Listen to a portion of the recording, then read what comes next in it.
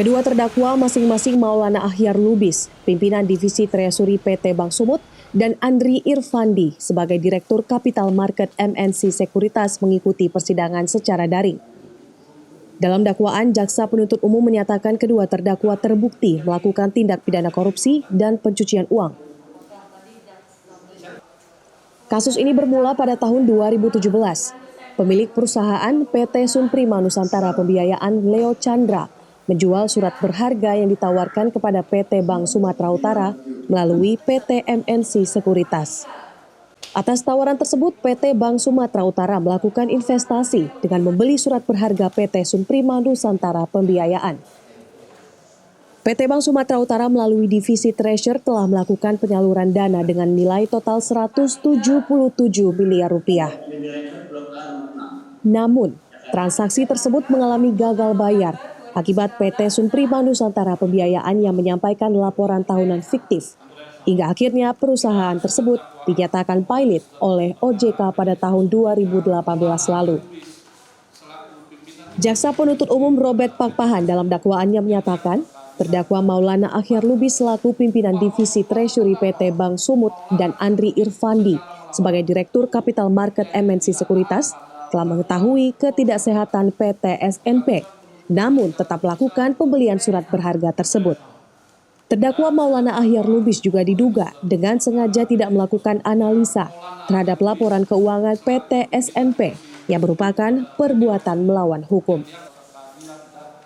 Berdasarkan audit pihak OJK, pembelian surat berharga dari PT SNP yang telah dinyatakan pilot mengakibatkan negara mengalami kerugian sebesar 202 miliar rupiah. Adapun perbuatan melawan hukum yang dilakukan oleh para terdakwa adalah PT Bank Sumut membeli surat berharga atau medium term notes dari PT Sunprima Nusantara Pembiayaan atau SNP melalui MNC Sekuritas, yang mana dalam pembelian tersebut mereka tidak melakukan SOP, yaitu analisa korporasi, sehingga terjadi gagal bayar karena PT SNP dinyatakan pilot oleh Pengadilan Niaga Jakarta Pusat, sehingga terjadi gagal bayar yang mengakibatkan kerugian negara sebesar 202 miliar. Usai mendengarkan dakwaan, penasihat hukum terdakwa Maulana Akhyar Lubis, Eva Nora menyatakan akan melakukan eksepsi. Menurutnya tugas kliennya tidak sampai ke analisis keuangan, namun harus dilakukan pihak lain agar objektif. Dirinya juga menyatakan adanya tebang pilih di mana kliennya tidak mungkin bekerja sendiri, sebab masih memiliki atasan yang pengajuan dana pasti melalui atasannya. Ada tebang pilih. Belum lagi di Bank Sumut sendiri, ini klien kami tidak bisa berdiri sendiri. Dia masih punya pimpinan, masih punya atasan. Mana ini atasan pimpinannya ini? Belum lagi itu kalau menganalisa, di mana-mana orang tahu yang analisa pasti orang kredit. Yang menganalisa pasti orang kredit. Ini kalau dia bagian treasury, dia melakukan pembelian, logika hukumnya, tidak mungkin dia juga yang mengajukan analisa.